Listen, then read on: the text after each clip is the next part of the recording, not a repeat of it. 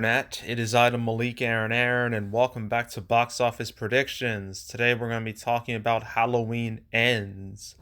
So, as usual, we're going to be going over the pros and cons. So, let's get to it.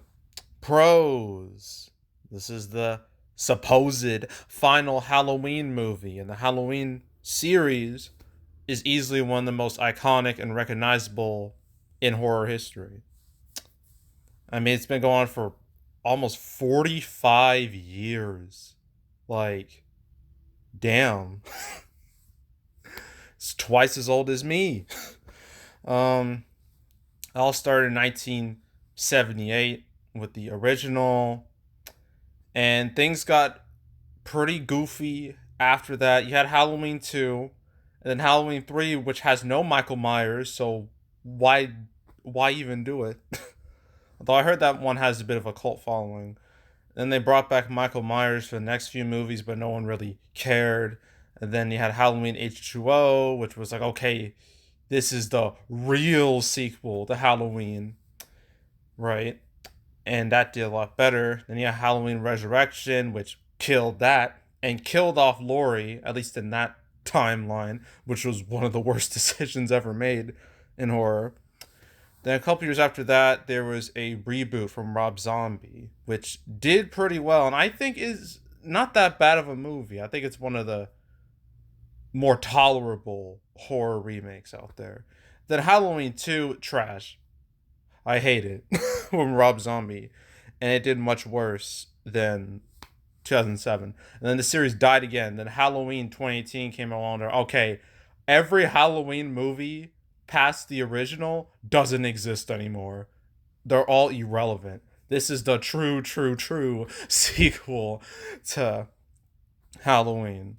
And it did fantastic. It opened like $76 million, which is stupid high for a horror movie. Like the only horror movies that have really opened bigger than that, to my knowledge, are the It movies. So, very high number.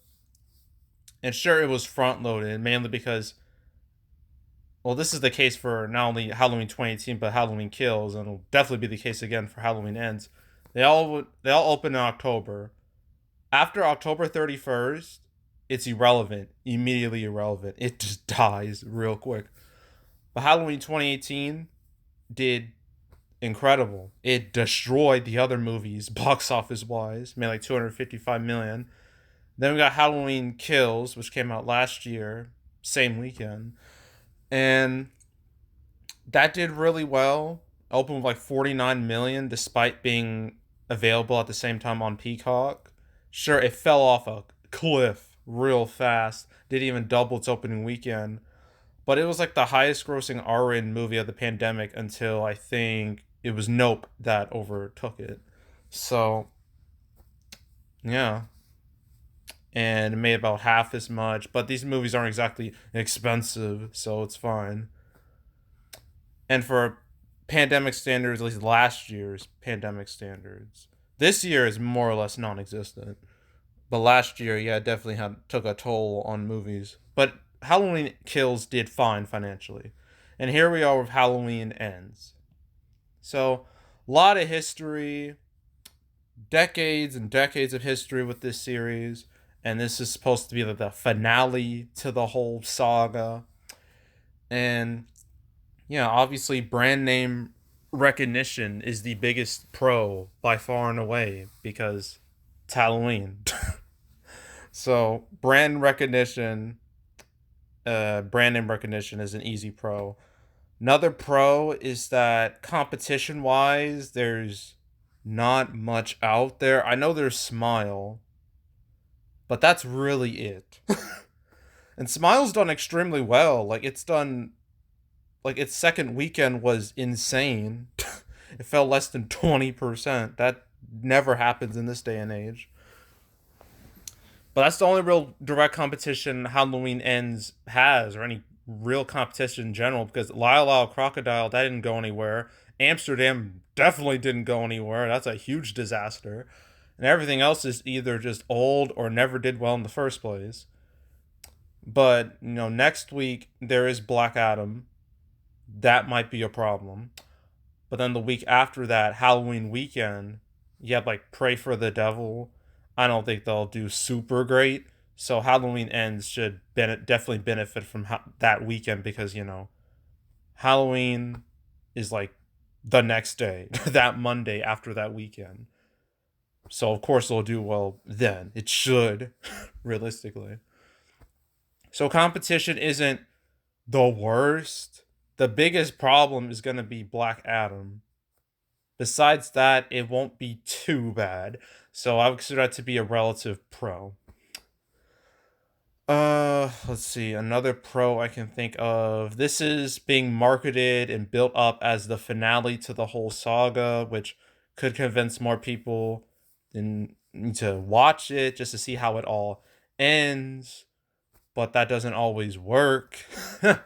I mean, sometimes it does for like certain sagas. Like say Harry Potter, Deathly Hallows Part 2 worked for that.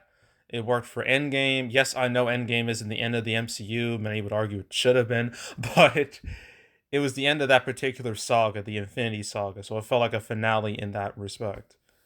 Everyone watched Endgame. So it worked for that movie. But I'm trying to think some other big finale movies, like definitive ish finale movies. I guess there's Jurassic World Dominion. I mean, it did a little worse than Fallen Kingdom, but it still made like $1 billion, so can't call that a loss. um, Hell, even like the Twilight finale, Breaking Dawn Part 2 was the highest grossing movie in the series. So being a finale does have its advantages. It makes more people want to watch it. So I would I'll wait. There was also the Star Wars Rise of Skywalker, that shit show. Um that still made $1 billion, despite me and many people believing that movie to be utter garbage. Still made $1 billion, so whatever. So finales can be good, but they can also not be so good, but it could help. It does more, how do I say this? It's more beneficial than detrimental. Let's put it like that, usually. So I would consider that to be a pro, this having the whole finale, the finality of this movie. Another pro is this Thursday preview number. It's 5.4, easily the biggest since I think Nope. I'm pretty sure Nope did better than that. I'm going to check. Well, we gotta compare it to Halloween Kills, because that's a very much a direct comparison. And Nope. There we go. Okay, so Nope. Let's look at that first, real quick. Its preview number was 6.4. Okay, but that was in July. It's much easier to go to Thursday night previews in July than October, usually. So yeah, but that Nope was 6.4. Halloween Kills, which came out same weekend last year, roughly, that had 4.85. So this is 5.4 is a bigger number than 4.85. That's obviously a good thing. So that's a good sign. It's a positive sign. But I'll explain it when we get to the cons. But at the very least, this is a good initial sign that people care about, this movie, and people want to see this movie. So I would consider that to be a pro. And I think that's really it. Cons. The biggest con, or one of the bigger cons, is the reaction towards this movie. The reviews and the audience score. They are not great. I mean, they're not rock bottom, but they're not something I would brag about. I mean, look at its audience score. Let me see. Critic score. That's a 42%, which is actually not too bad considering some of the movies in this franchise. But its audience score is very alarming. It's a 58%. That's bad. Because usually audiences tend to be very forgiving, even for a movie that isn't all that great. When the audience score is not good, then that's a sign your movie really sucks. So yeah, word of mouth, not great. That's definitely a sign that this movie's gonna do well at least the first day, and then it crumbles after that. Because that's happened many, many, many, many times in the past. So yeah, yeah, word of mouth is not going to be on this movie's side, and that's an obvious con. So that's the big con. But another con I can think of is, I don't know, the fact its predecessor, Halloween Kills, and the reaction of that movie. Actually, let's start with Halloween 2018. Let's start with this. This was well received by many people. A lot of people enjoyed it. A lot of people thought it was you know, a return to form for this series. Made it, cool and good again after so many misfires. Then they got Halloween Kills, which kind of took things in the wrong direction, and a lot of people were not weren't too hot on it. A lot of people thought it had like middle chapter syndrome. It just wasn't great. Granted, I haven't seen Halloween 2018 or Kills, so I don't know. This is just the general reaction I've seen. The Halloween Kills is very much inferior to Halloween 2018. So when your predecessor is not very good, that's not great for your next movie. It really isn't. It's very much kind of like what happened with Jurassic World, and it's quite fitting I'm using Jurassic World as a comparison, because both the new Halloween trilogy and the Jurassic World trilogy are, you know, they're basically soft reboots, or like soft, what is it? Legacy sequels. There we go.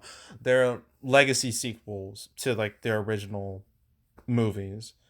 And like Jurassic World, it's not a great movie, but a lot of people are like, "This is fine." Then you got Fallen Kingdom, which I thought was hot garbage, and a lot of people didn't like it either. And then you got Dominion, which people said was worse. I disagree. I thought it was more watchable than Fallen Kingdom, but that's just me. But Dominion had to deal with its predecessor's poor reception, and Halloween Ends has to deal with the same thing. And so far, it looks like it's surviving, but for how long? How long until that word of mouth just truly eats into this movie? Because, you know, Dominion opened on the same level as Fallen Kingdom. I thought it would open a little worse, but it opened on the same level, but its legs were worse. And it ended up making less overall. And I feel like we're going to see something similar here. Because, you know, having a bad predecessor is not going to do your sequel much good. So, yeah, I would say that to be a con. Halloween Kills is a lackluster reputation that may or may not impact this movie's performance. Let's see, any other cons I can think of. Well, I mentioned Black Adam next weekend. Like, that is Warner Brothers is positioning that as a blockbuster. It will no doubt get all the big screens, get all the attention, and all that. So that'll definitely hurt ends more or less directly. Uh, and then the last con is that this movie really only has like 3 weekends to make money, and then it's game over.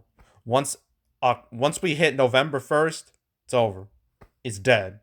It's gonna go downhill hard, just like its predecessors, because that's what happens. It's the reason why like romance movies after Valentine, like if they open around Valentine's Day weekend, after Valentine's Day they crash and burn. Same thing with Christmas movies after Christmas. There's no point in watching them. They're completely irrelevant, and that's what happens with a movie. So of course the same thing would happen to a movie that's literally called Halloween.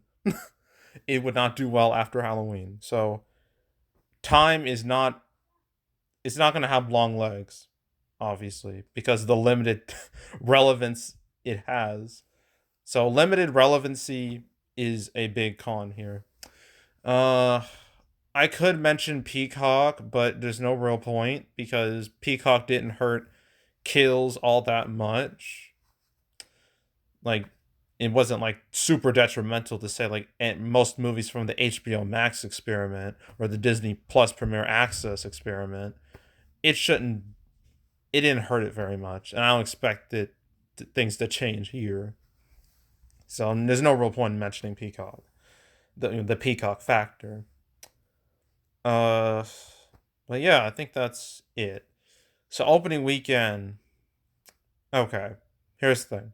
Sure, its preview number is bigger than Kills, but I suspect it's going to be more front loaded than Kills because the finale part of it. I don't think I forgot to mention it. The finale part, it leads to more people wanting to watch it immediately, and then there's just like no replay value after that or rewatch value after that, and it falls off much harder. So I'm gonna say it's gonna open worse than Kills. I'm gonna say it's gonna open between. I'm gonna have a wide range, 40 to 50 million, somewhere within that range. I think it's gonna be on the lower end of that. And then it's total. I don't. There's no chance of this making past 100 million. If Kills couldn't do it, why would this? Right? I don't think it's gonna make it. I think it's gonna be in the 90s. Its final tally will be in the 90s. That's what I think is gonna happen. I think history is gonna repeat itself with Kills and ends. It's just the same thing's gonna happen twice. So, uh, yeah, that is it. That's it for the weekend. Only one movie. Woo! Thank God for that. I was really getting sick of talking about multiple movies like a weekend. I think like mid September I had like 5 movies to talk about one weekend. That was a nightmare. And then 4 the next weekend and 3 the next week. I hate that. So next weekend, Black Adam. That's going to be interesting to discuss. It'll be the first big movie to come out in since July.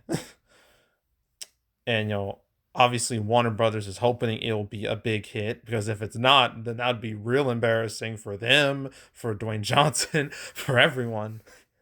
And then we also got Ticket to Paradise, which has done pretty well overseas. It's been overseas like for the past month, and now it's gonna hit the States next weekend. So can't wait to talk about that.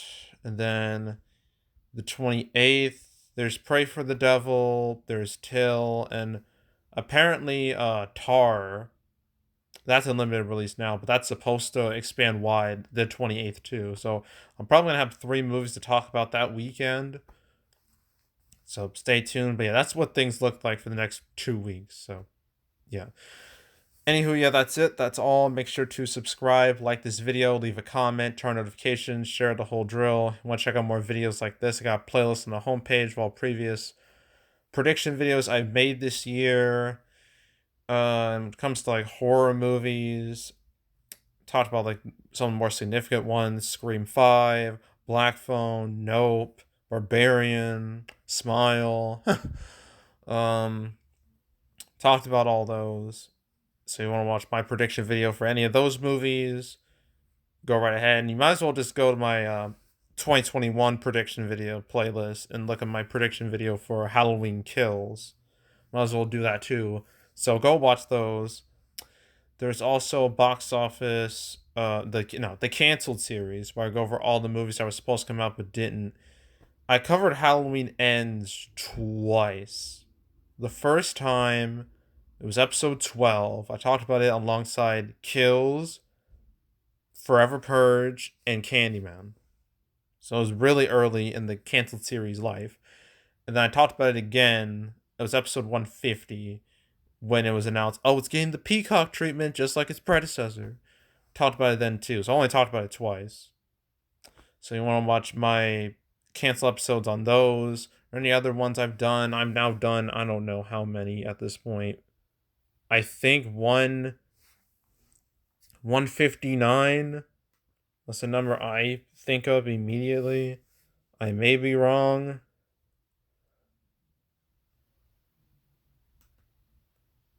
No, 160. Okay. I made 160 cancel episodes. So if you want to watch any of them from beginning to now, go right ahead. Like, binge it from beginning to now. Like, go do it. I encourage it. There's also box office recaps where I go over the box office results for any particular month. I'm really hoping to get the September recap done soon. It's going to be a pain, but I know I have to do it. So be patient with that. It should come within the next few days, realistically. So stay tuned. But if you want to watch any of the past recap videos I've done on the channel, you can go right ahead. And yeah, that's it. That's all. I am out. Goodbye.